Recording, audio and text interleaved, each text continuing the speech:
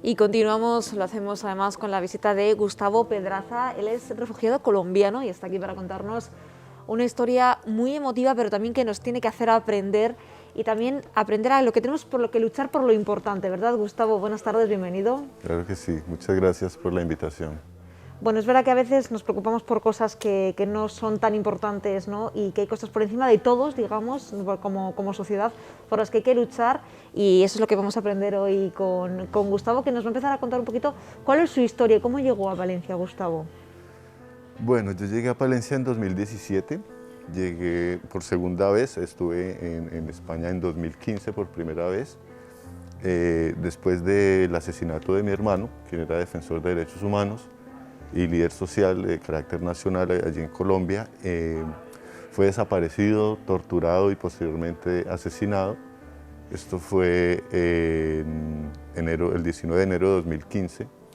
Entonces ahí empezamos pues una serie de las denuncias pertinentes para exigir verdad y justicia por este hecho, y desafortunadamente lo único que recibimos por parte del gobierno colombiano fue persecución, amenazas y falsos señalamientos, que es una dinámica convencional de gobierno para silenciar a quienes nos atrevemos a denunciarlos o de pronto quienes decimos o pensamos o hacemos diferente. Entonces en 2015 pues comenzó toda esta travesía por aquí.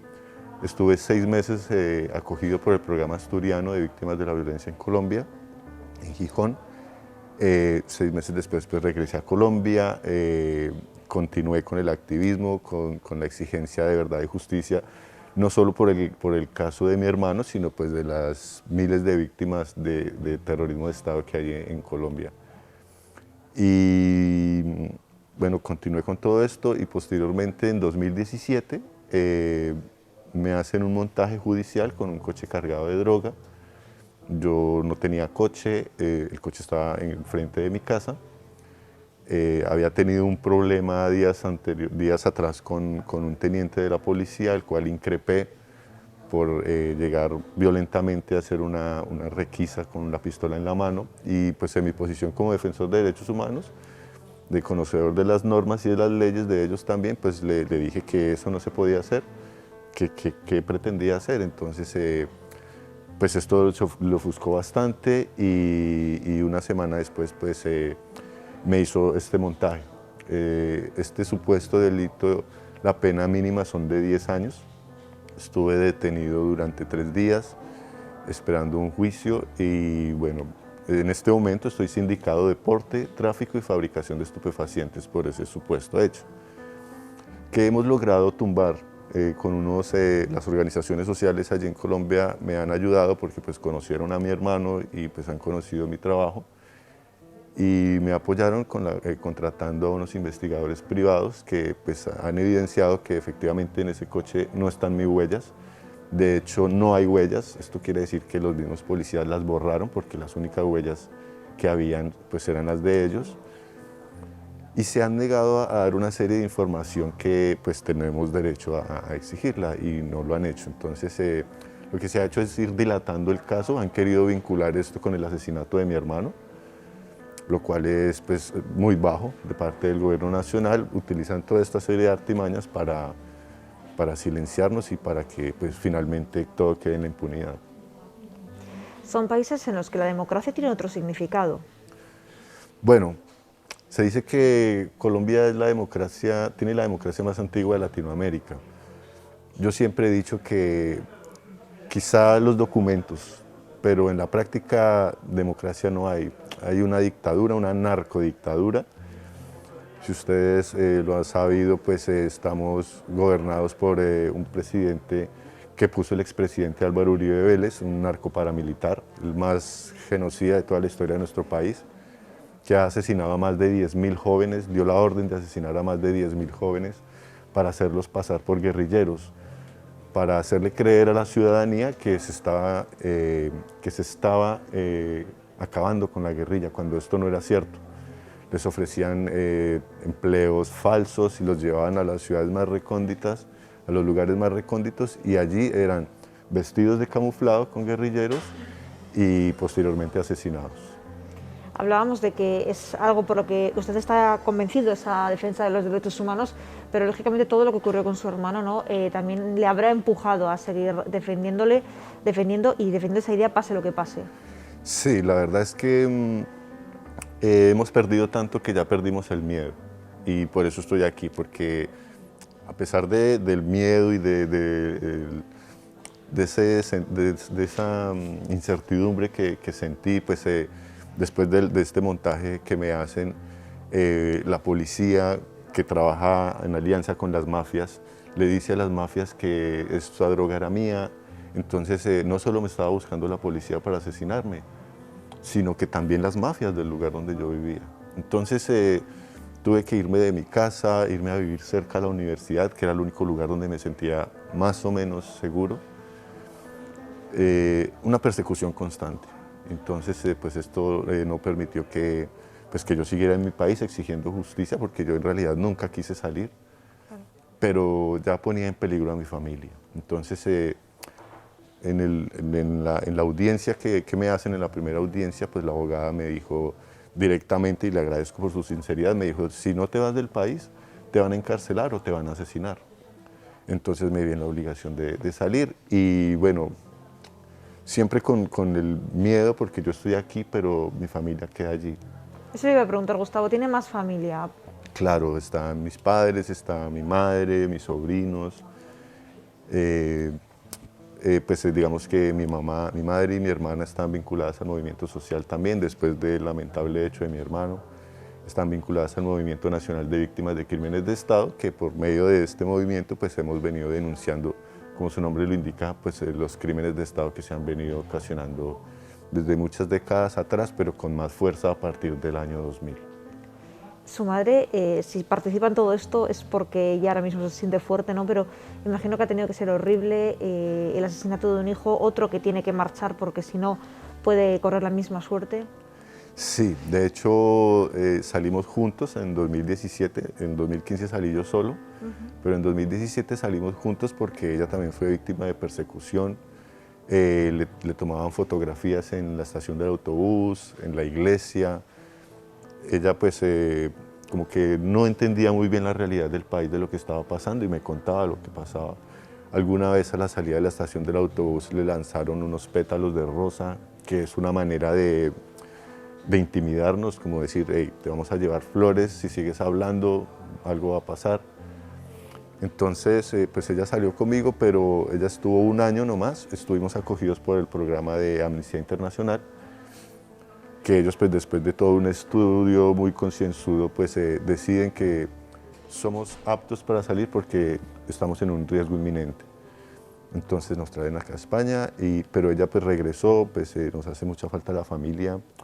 Digamos que el gobierno pues estaba como más contra mí, pero pues ella como que tuvo la posibilidad de regresar. Yo en este momento no puedo volver porque la situación es compleja. ¿Y no sabe si va a poder volver alguna vez? Pues por ahora no, por ahora no. Como te digo, pues llegué en 2017, tengo una hija aquí con una palentina. Creo que ha sido como la razón de seguir adelante, de seguir luchando, de seguir exigiendo verdad y justicia. Desde acá, por decirlo de alguna manera, puedo gritar más fuerte, puedo caminar tranquilo en la calle, lo que no podía hacer allí. Yo tenía una serie de dinámicas que nos hemos acostumbrado a utilizar, como la dinámica del espejo, que hacemos que miramos la estantería, pero estamos mirando quién está detrás. Todo el tiempo cambiándonos del arcén, caminar en contravía, bajarse del autobús y tomar otro, una serie de dinámicas que nos acostumbramos a llevarlas a cabo precisamente por nuestra seguridad, porque el Estado no nos garantiza la seguridad ni el bienestar, es el Estado que nos está persiguiendo por exigir verdad y justicia. Al final es por decir lo que está pasando y por contar lo que está pasando, esa persecución realmente. Sí, totalmente. Digamos que es una situación sistemática el asesinato de líderes y lideresas sociales, de defensores y defensoras de derechos humanos. Va en aumento. Desde el 28 de abril de este año estamos en una huelga general en Colombia. lo cual ha ocasionado una fuerza desmedida de las Fuerzas Armadas y de la policía. Han habido desapariciones, asesinatos, mujeres violentadas, violadas en estaciones de policía, más de 500 personas desaparecidas. Entonces, desde el 28 de abril hasta estos días que aún se mantiene la huelga a pesar de la represión, continúa asimismo, digamos, las desapariciones, las torturas, porque hemos visto casos de chicos que han sido torturados, que han sido obligados a dar una versión que no tiene nada que ver con lo que ha sucedido. Entonces es un Estado que está en constante represión para que los colombianos y las colombianas, en cierta manera, nos quedemos callados y dejemos que esta narcodictadura siga adelante. ¿Cómo le ayudaron desde aquí, desde Palencia, con Ciudad Refugio? Bueno, yo llegué aquí a Palencia después de una gira que hice. Yo vengo haciendo desde 2017 charlas en institutos, universidades, colegios de abogados, asociaciones, muchos lugares. Y en 2017 vine pues invitado por el grupo de Amnistía Internacional de Palencia, en todo Castilla y León, estuve en varias ciudades. Entonces allí conocí a varias personas. Yo estaba estudiando en la Universidad de Málaga, estudiaba Historia. Conocí varias personas aquí que hicimos como amistad y acá ya me decían, bueno, ¿qué piensas hacer? Yo decía, pues yo me voy a quedar, yo no puedo regresar porque es fatal, no podría. Entonces, unas personas de Amnistía Internacional, yo como estudiaba Historia, pero yo quería estudiar Educación Social, que era lo más afín a lo que yo venía haciendo en Colombia, ¿no? Que era educación comunitaria con énfasis en derechos humanos, en la Universidad Pedagógica Nacional. Entonces aquí logré convalidar unas asignaturas y bueno, ya me queda solo un curso de educación social gracias a la ayuda de estas personas de Amnistía Internacional. O sea, que la idea es seguir, bueno, pues con esas charlas, con esos foros para contar la situación de lo que está ocurriendo en su país, en Colombia, pero aún así también desde aquí ayudar, ¿no?, a la gente que lo necesite, tenga que ver o no con los refugiados. Claro que sí, creo que es una responsabilidad ética y política porque pues, la solidaridad es internacional. Hay un dicho una frase de Gioconda Belli que me gusta mucho, que es la solidaridad y la ternura de los pueblos. Creo que desde el activismo podemos lograr denunciar las irregularidades que pasan, no solo en este momento con inmigrantes, refugiados, sino cualquier violación a los derechos humanos, ¿no?, que atente contra cualquier persona. Entonces creo que es una tarea ética y política que he venido realizando desde la plataforma Palencia Ciudad Refugio, quienes me han acogido muy bien y con quienes hemos venido trabajando activamente por la situación de nosotros, los que venimos de otro lugar y de los locales también. ¿Cómo se comportan o qué percepción cree que tienen los españoles cuando les cuenta lo que está ocurriendo en su país? Bueno, pues muchas veces no lo pueden creer, sí, no lo pueden creer, dicen que cómo es posible, dicen que cómo es posible que un presidente admita esto. Es que ni siquiera nosotros nos lo creemos. Es muy difícil de entender que el gobierno, valga la redundancia, esté gobernando para unos pocos y no para todos, porque lo que se hace allí es defender los intereses de la oligarquía, de la burguesía, de las empresas extranjeras que llegan a maltratar los territorios, a explotar petróleo, carbón. El carbón que llega aquí a España, mucho de ese carbón viene de la Guajira colombiana, del norte, llegan al puerto del Musel. Han llegado al punto de secar un río allí pues, para poder sacar este carbón. La gente pues, se está muriendo de sed, los niños desnutridos, les acabaron su medio de vida, que era pues, la pesca. Son situaciones pues, que no comprendemos, pero que en el fondo tiene una razón de ser, y es que pues, se protegen los intereses de unos pocos. Cada vez los ricos son más ricos y los pobres somos más pobres. Imagino que todavía, pese a que es muy complicado, no pierda la esperanza de que la situación cambie en su país, que pueda, por ejemplo, volver con su hija para que el resto de su familia, su madre, la conozca, ¿no? Sí, claro, yo de verdad es que yo pienso que, a ver, yo estoy aquí, mi cuerpo está aquí, pero mi alma y mi corazón están allí. Todos los días me despierto mirando las noticias, qué ha pasado, peor aún con este contexto que tenemos en este momento. Pues he conocido personas que han sido desaparecidas, que han sido asesinadas, que han aparecido después. Hay chicos que fueron desaparecidos en un territorio y han aparecido en un río lejísimos de allí. Entonces, desde aquí yo sigo allí. Obviamente no pierdo la esperanza de volver algún día, pero tampoco pierdo la esperanza de que el pueblo colombiano continúe levantando su voz y continúe exigiendo los derechos, lo que en realidad nos pertenece. Derechos humanos, derechos fundamentales que no se están cumpliendo, que no se están garantizando en Colombia, motivo por el que Gustavo tuvo que huir de su país, pero que va a seguir luchando por ellos desde aquí en todo lo que pueda, ayudando a su país desde la distancia. Claro que sí, después de 6 años de impunidad por el asesinato, la desaparición, tortura y posterior asesinato de mi hermano, creo que esto nos ha abierto más los ojos y nos ha enseñado que hay que seguir adelante, hay que seguir luchando porque el silencio no es una opción. Si hacemos silencio es seguir asesinando, desapareciendo personas. Y creo que no estamos en esa tónica, estamos más bien con la actitud de seguir denunciando y seguir exigiendo, digamos, a las empresas extranjeras que saquen sus manos de allí, porque nos están haciendo un daño terrible.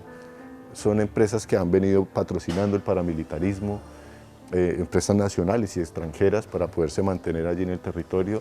El paramilitarismo que está acabando con los colombianos y las colombianas, están acabando con el agro, con el campo, con los ríos, como te decía.